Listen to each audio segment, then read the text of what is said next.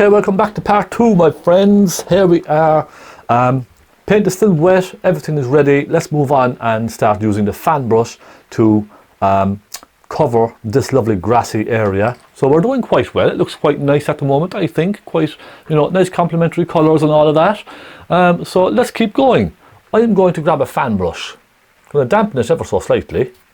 I'm going to start putting in some lights around this area. Let's take some Naples yellow and a little touch of magenta. That'll give us a very warm, kind of a creamy pinky shade. I'm going to start first just with the light area of the ditch over here. You see these little ditch area. Now this is all still wet, okay? Let's just pop some brights in, some highlights in over all of this, and you can kind of soften them down as well with the fan brush into your wet paint. You see what I mean? Just like that. I'll try maybe a touch of Sienna as well with Naples yellow, and I'm going to go along and just literally dab, look, dab, dab, dab, dab, creating some light areas here and there. And the lovely thing about the fan brush is it just makes it very rough and random, doesn't it? You can see how that just looks very rough and random. Perfect for these types of landscapes where it's just all very rough, loose ground. Perfect for that. I'm going to do the same around here. Just going to lighten all this all the way along. You can see where it's nice and bright.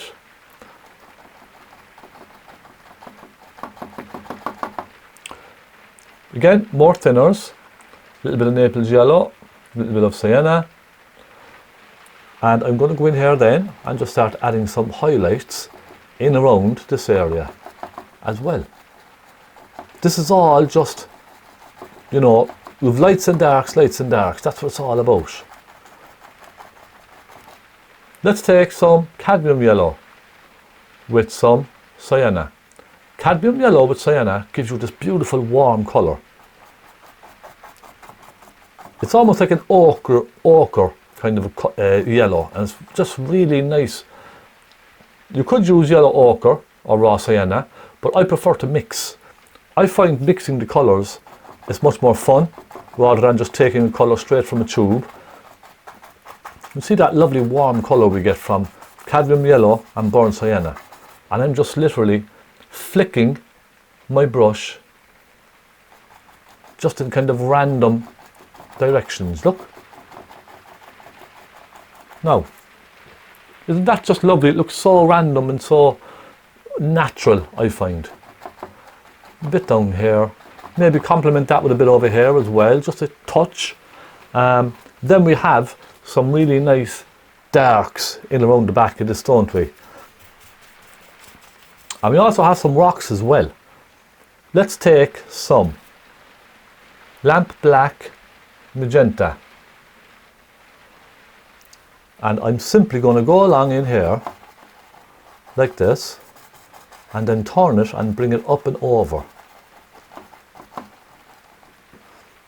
You see what I mean? So now we're creating the direction of it falling down behind the ditch by going up and over like this, you see? That's all we're doing, creating a direction. We'll bring a little bit of it across here in front as well, just here and there. Now while I have a dark colour on my brush, I'll take some black and some burnt umber, and I'm going to kind of go in here and just suggest little bits and pieces. They're nothing in particular, but just to suggest little things that there's little bits and pieces going on inside there. You see what I mean? It doesn't have to be anything in particular. It's just a suggestion of, could be little bits of broken twigs and all that kind of thing just thrown around. A bit of everything, a bit of this and a bit of that. You see what I mean? It's about making it look natural. Now, I'm going to move on to a smaller brush. A small round brush. I'm going to take some white, mix it in with this soft yellowy shade we have here. Maybe get some of that yellow, and I'm going to just suggest a few things like rocks, that kind of stuff. Look, just create a few marks with your brush. That's all you have to do. A suggestion of the light side of some rocks. Bits of this, bits of that. That's what I like to call it. Little bits of this and little bits of that.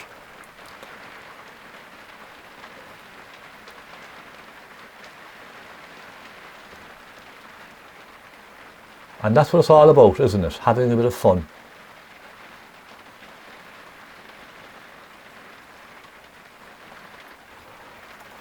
Okay, then we just take a bit of black and we add a little bit of shade to some of those.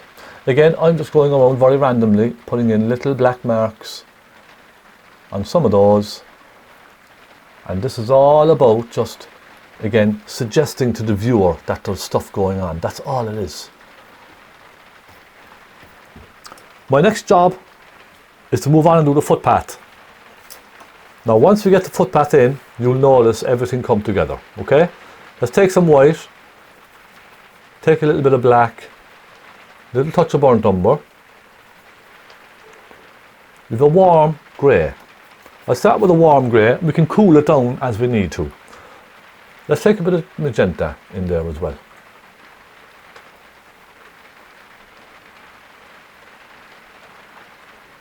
Just come along, put that path in. You can see I'm using very wet paint.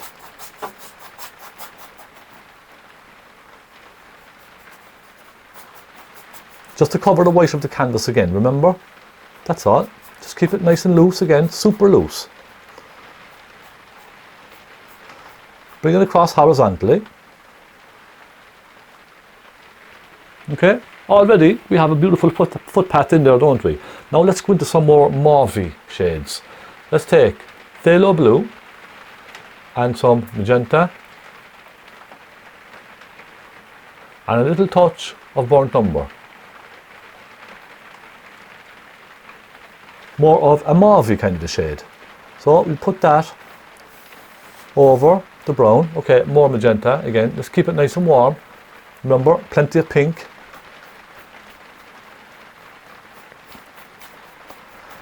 And when I'm painting an old road like this, I always tend to go left to right, right to left when I'm finishing it. Okay, you can fill it in like this, but when I'm putting the finishing touches, when I'm kind of putting the final layer on, I'll always paint a roadway from left to right like this.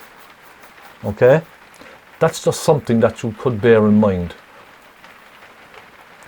Let's go up here and bring it down here like that.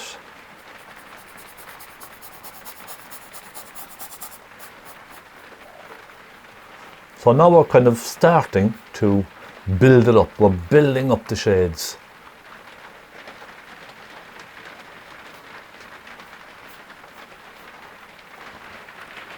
So far so good. Now we can go into some deeper colours. Let's get some phthalo blue, magenta and a touch of black. So now we're going really deep purple and we'll create some shade coming from this side of the road out. So from these kind of bushes over here, this little ditch area, we're going to create some nice shade coming out from those.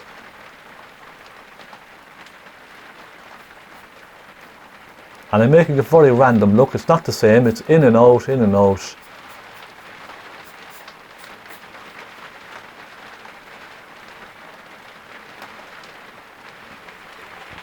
Okay. And then we take some black and we go right into the inside with a bit of black. Go along with some black, drag it out here and there again.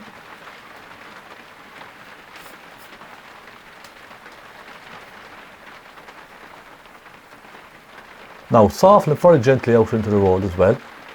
I don't want it too solid. And what I'm going to do with some burnt umber, I'm going to kind of dab this grass down into the road. So look, we don't have a solid line. I am going to just kind of soften all of this into the road just a little bit, and that just makes it a lot more natural, doesn't it? You see how that just really helps? It just makes it feel a lot more natural. And let's go up here and just tiny bits, finish it off. And look at that. How about that already? We have a little bit of light showing over here, don't we? Let's grab some Naples yellow on the brush, or on the palette. More Naples yellow. And we'll try our fan brush. Let's get some Naples yellow on the fan brush. And let's just pop a little touch of Naples yellow here and there. Just to lighten there. And I'm going to put a little bit off in the distance here as well.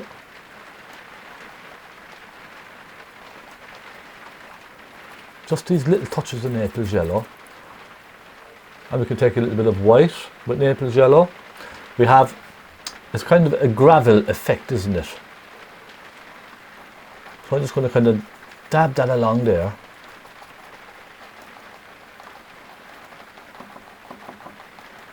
And soften it out into the road very gently, just with the corner of the fan brush, look. It's the impression of a little bit of gravel on the side of the road. That's all I want to get. Just that little effect there. Now I'm going to go in to the left hand side again. I just want to tidy up a few little bits in here. Maybe a little bit overdone. But I'm just going to go over a few little bits that I have. Try and soften them in a little bit.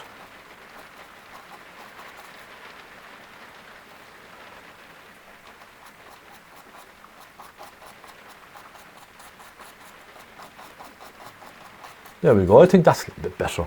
It's a little bit cleaner, maybe a little bit more burnt sienna over some of those.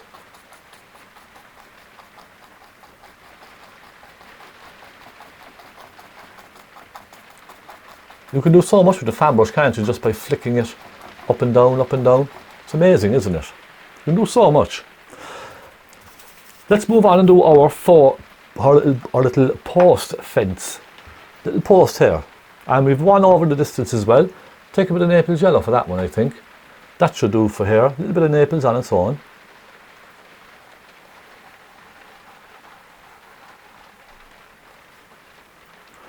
And we have a tiny suggestion of one off in the distance as well, don't we? One small one off in the distance.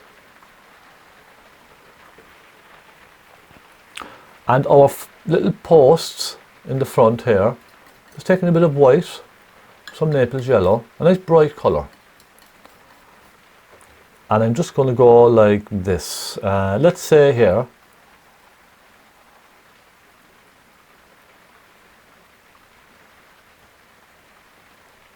Okay, that can be one.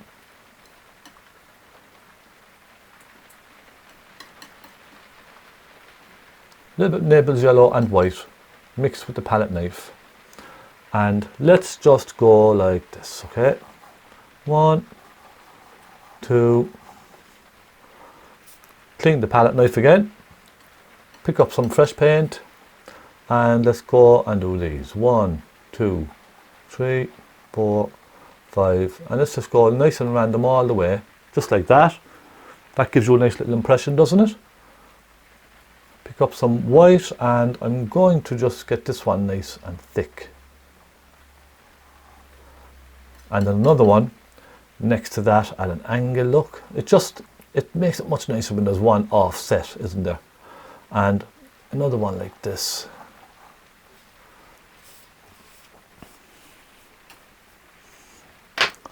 After that, it's simply, let's get some burnt umber and some black with our pointy brush and put in a little bit of a dark side on these. And that just makes them nice and realistic. It helps them stand out, doesn't it?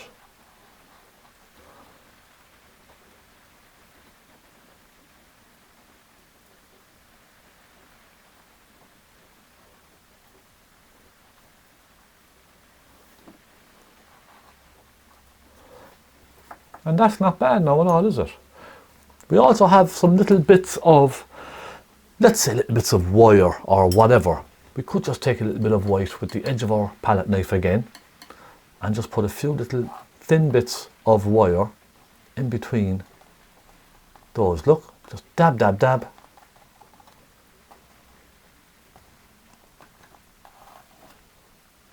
Just like that. You see how quick that was? Just very loose. Very, very loosely. And I don't know about you, but I think this is almost finished.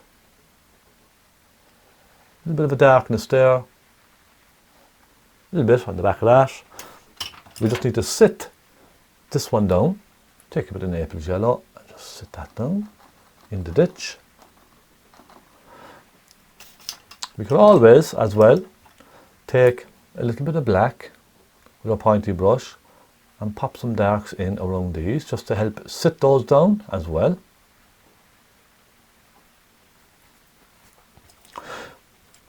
One very important thing I forgot was some white lines on the road.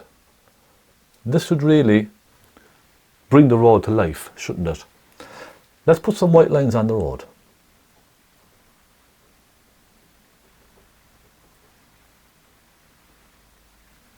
One there, and then one or two small ones as they go off into the distance.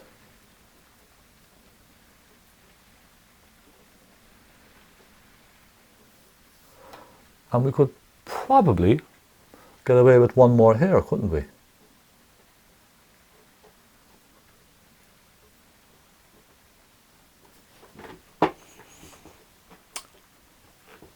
And I'm calling this finished. There's one small thing that I need to do, which I do with most of my Irish landscapes, and my friends, I think you probably know. I need to put a small little bird somewhere.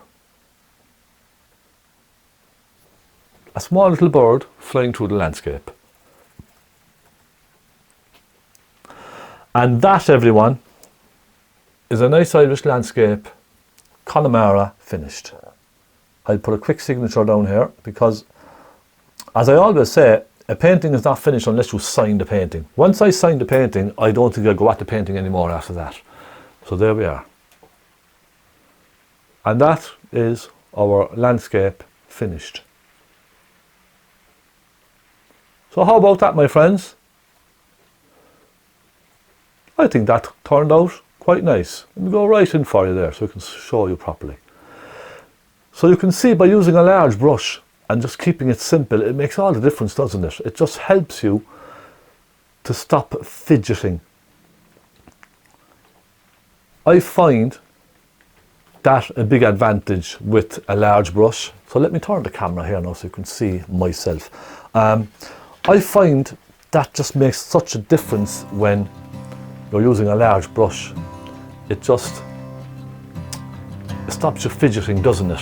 It really does. There we go, you can see that a bit better there now. So, all this done with just cheap paints, cheap brushes. Not very cheap paints, but you know, intermediate quality paints. It's about, for me, it's about your technique and lights against darks. The most important thing I always say to people who ask me for advice, I will always say, don't be afraid to put in very strong shadows and darks, especially along here. If that's too light, it's not going to make much of an impact. It needs to be nice and dark and rich. So better to go slightly darker with a shadow than slightly lighter, I think. Try it. Just don't be shy with your contrast. Put lovely contrast in a painting. Dark against light, light against dark. That's what catches the eye. So give it a try. Do subscribe, please. Do subscribe if you haven't done so already. Every week new tutorials. Also, thank you so much, my patrons. Pop over to Patreon if you would like to see some extra tutorials and support me in the process. I do sincerely appreciate it. Have yourself a wonderful day. Happy painting. Any questions, just ask. Okay? Pop them in the comment box or email me directly. I will be too happy to help you in your endeavour with painting. Thank you so much and God bless.